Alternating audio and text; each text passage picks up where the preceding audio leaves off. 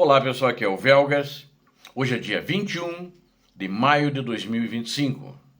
A operação especial de Putin falhou. A Ucrânia pronta para o contra-ataque.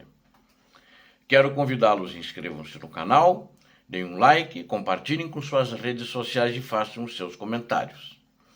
Você que não é inscrito e assiste aos nossos vídeos, inscreva-se, porque aqui você vê a verdade. Obrigado.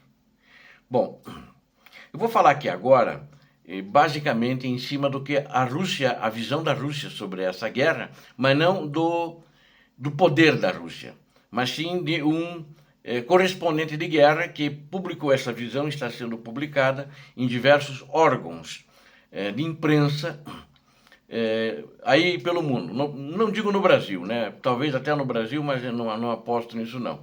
Mas sim na Europa, na própria Rússia, na Ucrânia e nos Estados Unidos. Então, publicado em mais de um local, e eu achei que é crível, até pelos resultados e como nós acompanhamos a guerra e a situação real do que acontece.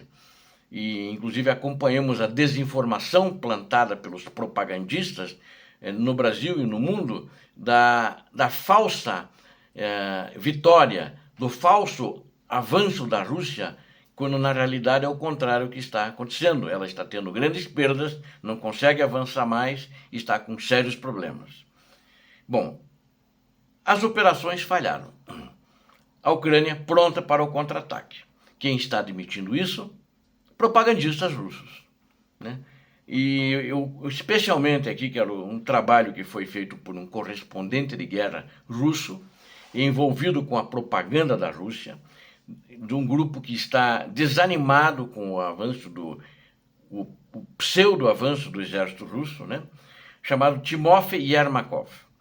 Ele admitiu publicamente que os objetivos da chamada Operação Militar Especial falharam completamente. Em vez de desmilitarização prometida por Putin, a Ucrânia se tornou um estado supermilitarizado, o que ele está correto.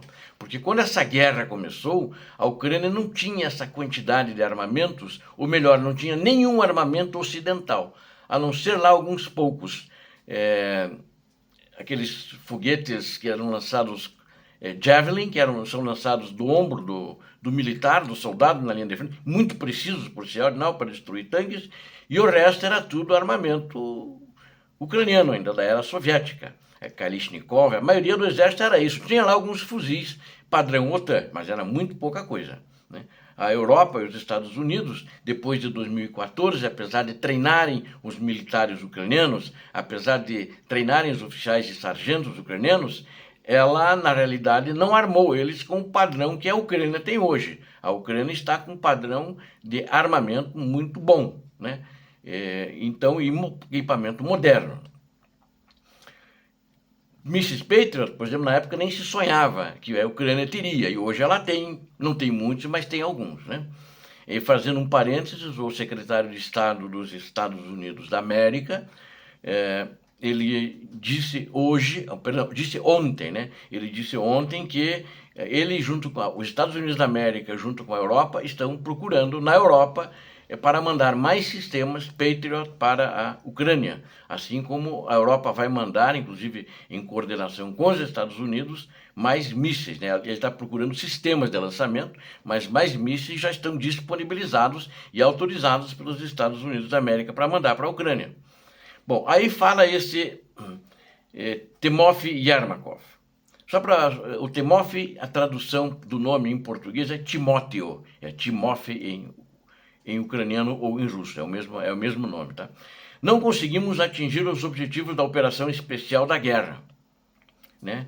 Ele chamou de guerra, mas ele tá no começo, quando ele falou operação especial. Mas esse pessoal propagandista já sabe que é uma guerra. O único que não sabe deve ser quem inventou a guerra, a operação especial, que é o ditador da Rússia e a máfia do Kremlin.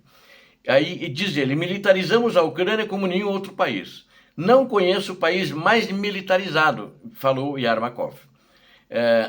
Putin prometeu enfraquecer a Ucrânia, mas conseguiu o oposto. A Ucrânia se tornou mais forte, mais armada e mais decisiva no campo de batalha. Ao longo dos anos de guerra, as forças armadas ucranianas se tornaram um dos exércitos mais poderosos da Europa, equipadas com sistemas modernos e prontos para ações ofensivas. Agora, a Ucrânia não é apenas uma vizinha, mas um forte inimigo armado nas fronteiras da Rússia.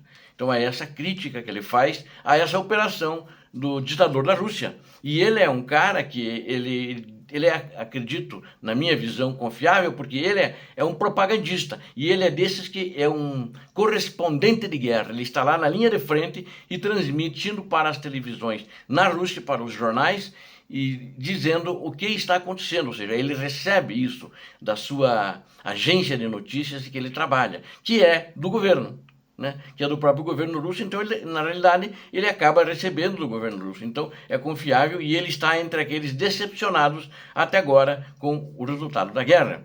E diz esse Timofey, o erro de Putin criou um problema que terá que ser enfrentado por muitos anos.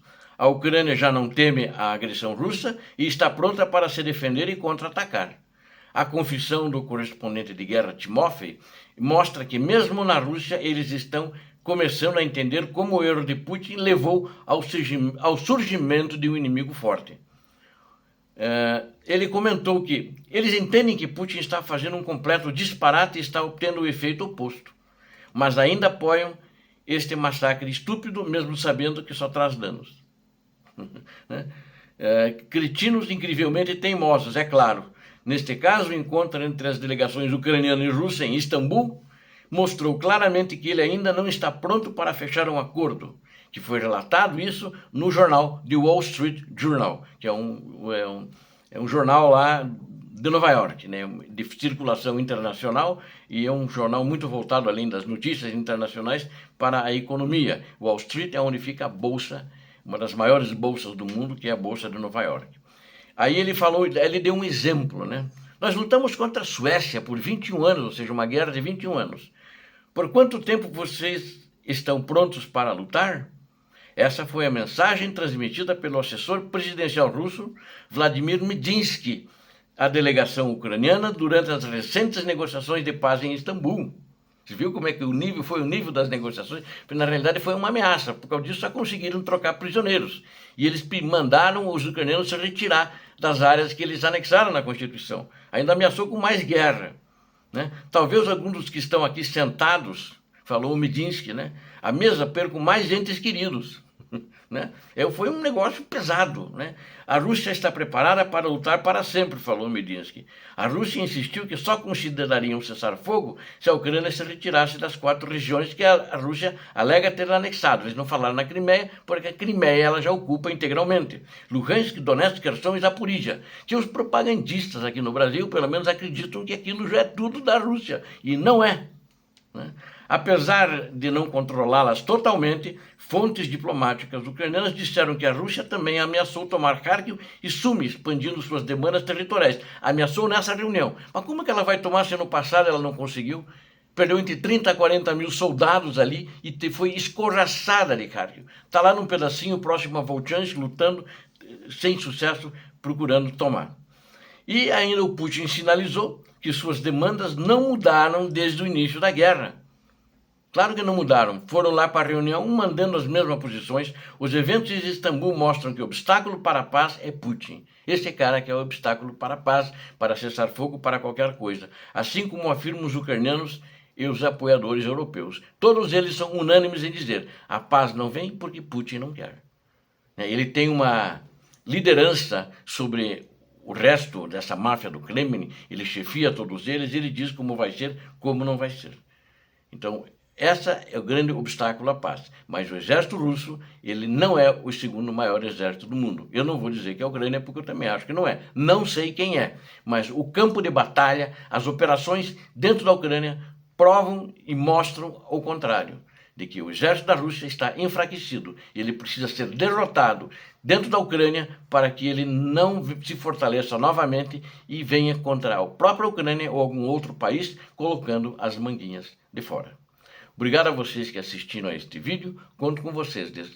Inscrevam-se no canal. Vocês viram aqui a verdade. Muito obrigado. Deus abençoe vocês. Deus abençoe a Ucrânia. Deus abençoe o Brasil. Paz e bem. Paz para toda a humanidade.